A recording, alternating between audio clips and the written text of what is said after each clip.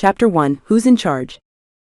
Emma had never liked Pompous Jack, and she certainly didn't trust him. But until now, she had no reason to fear him.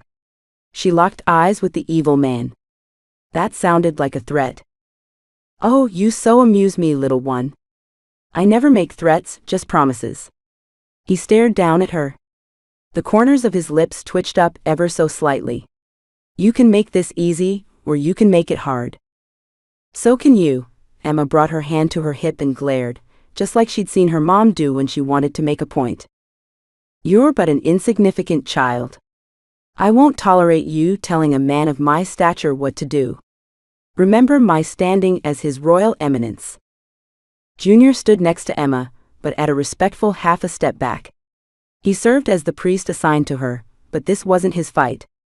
This contest was her versus Pompous Jack. She had no doubt. What she wasn't sure about was if their confrontation was limited to the physical realm, or if it would extend into the spiritual one too.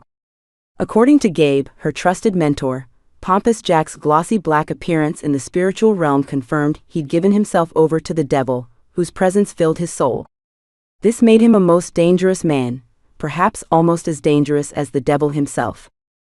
"I'm also the high priestess." Emma squared herself to him and narrowed her gaze. "According to the holy text, I'm in charge. You're not. So back down."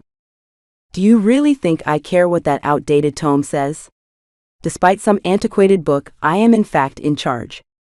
Once I prove you're a fraud, you'll be out of here so fast it will make your head spin." Emma thrust her index finger at his gaunt face. "I can say the same about you." With the sovereign on her side, she had nothing to fear. Still, concern taunted her for the first time since she had become the new high priestess, a role she didn't want and wasn't ready for. Yet the sovereign had picked her, a mere teenager, to lead the people. With their eyes still locked, Pompous Jack spoke first, but without yielding in their contest of wills. "Are you going to stand here all night and stare at me?" Normally, she'd be up for the challenge. Last time she bested him, but not tonight. Though she didn't want to blink first, the threats she'd endured at school all day left her emotionally drained. Persisting in a staring contest was the last thing she wanted to do. Exhaustion plagued her and she looked away. Even more, she needed to recharge her soul. She would deal with him tomorrow.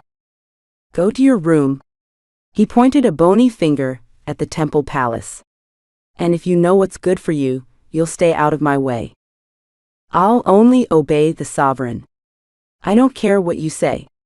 Emma stomped off. "Don't you dare walk away from me, you ungrateful brat." Emma spun around and raised her chin. "Don't tell me what to do. I turn you over to the sovereign for the punishment you deserve." Pompous Jack's lanky frame sagged. Emma left him standing in a daze at the palace entry.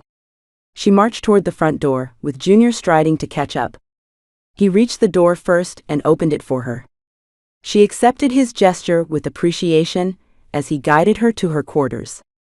With head held high, she strode into the high priest's residence in the palace, pulled the door shut and clicked the lock.